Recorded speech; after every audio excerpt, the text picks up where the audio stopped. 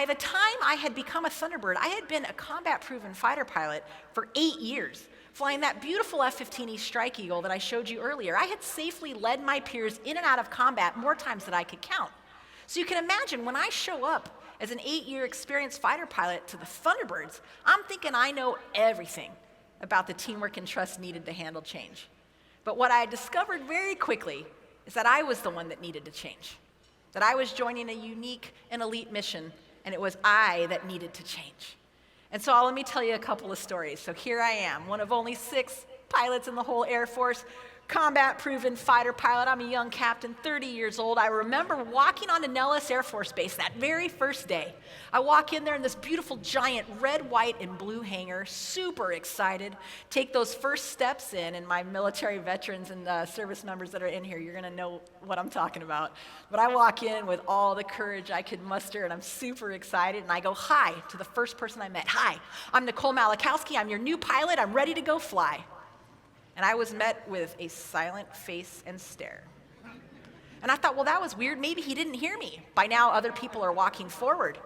I said, I'm Nicole Malachowski, your new pilot. You know, people are going to go to air shows to watch me fly.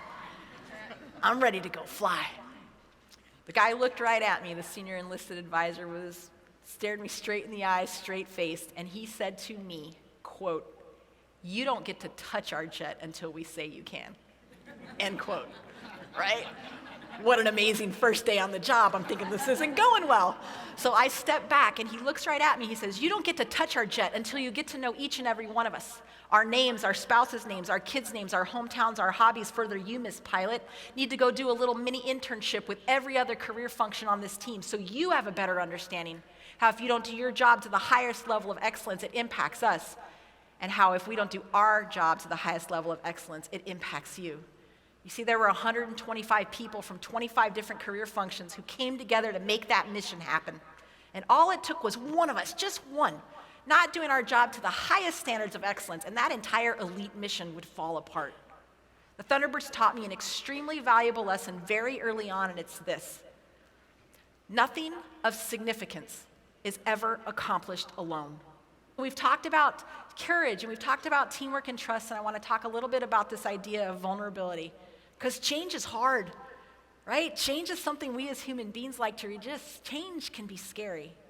Now, one of the hardest things I had to learn how to do as a Thunderbird pilot was learn to stay in formation when we encountered turbulence. Now, I know what you're thinking, Nicole, you've been a fighter pilot 8 years. And in fact, I started flying at the age of 12. So by that time, I'd been a pilot 18 years. You're thinking, Nicole, you've flown in turbulence many times. Oh, yes, my friends. I had flown in turbulence many times. But as my friend Kyle knows, the first time you encounter turbulence at 500 feet, 500 miles an hour, upside down, 3 feet away from 5 other jets, that is indeed an eye-opening moment, okay?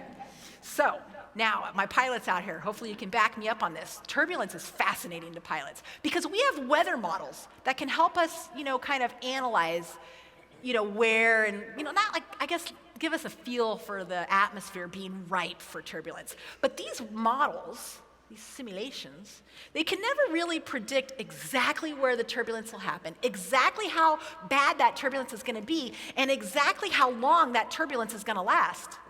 Does that sound familiar to anybody? Right? We all encounter turbulence.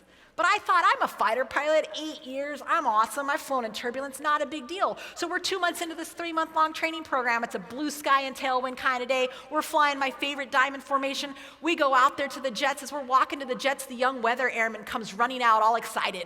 He gets to say something. The atmosphere is ripe for turbulence. The weather model just said the atmosphere is ripe for turbulence. I'll be honest, I was like, thanks, Skippy, no big deal. I've been in turbulence. We go out there, we're cruising along, everything is really smooth, my favorite formation, then all of a sudden, boom, we hit that turbulence. And the second we hit that turbulence, instinctually, my whole body tensed up. I started to sweat. I got a knot in my stomach, and instinctually, I grabbed that stick as hard as I could.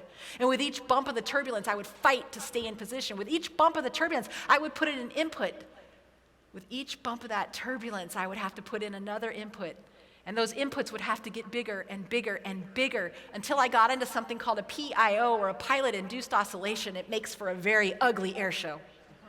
It's impossible for your teammates to fly next to. And in fact, I was making the situation worse. Isn't that our instincts as human beings when change comes along? Do you ever try to control the uncontrollable? Do you ever try to fight each and every bump? I'm here to say that's a very inefficient use of our limited time, talent, and treasure. But it's our instinct. So there I was, fighting to stay in position, dripping sweat. I remember we finally land. And I distinctly remember as we were taxiing back, wiping the sweat from my brow and thinking, thank God I didn't hit anybody. Literally, that's what I was thinking. And we get into debrief, and the senior member on the team, he's on his second year, I'm on my first year. He's the lead instructor for the formation, a guy by the name of Steve Horton. He lives here in Florida. Steve Horton is the guy on the far right. Steve Horton's number 4.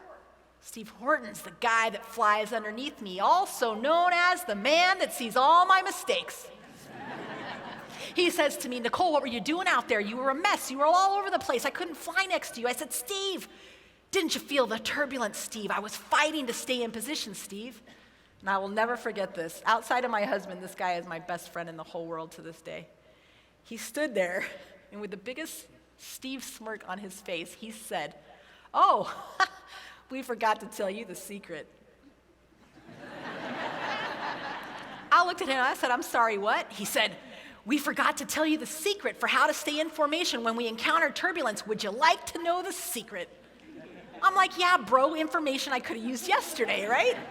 He says, the secret is this, Nicole. We promise each other as a team that when any one of us in our own jet encounters turbulence, regardless of what position you're in, regardless of what formation we're doing, regardless of what maneuver we're about to do, when any one of us encounters turbulence in our own jet, we will immediately loosen our grip.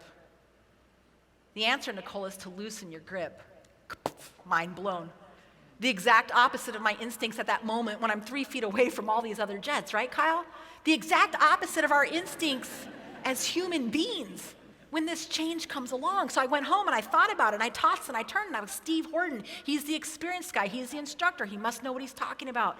I slept the best I could. We come out the next day, blue sky and tailwind kind of day, diamond formation. As we're going out to the jets, that young weather airman comes running out. He says, the atmosphere is ripe for turbulence. I'm like, thank you.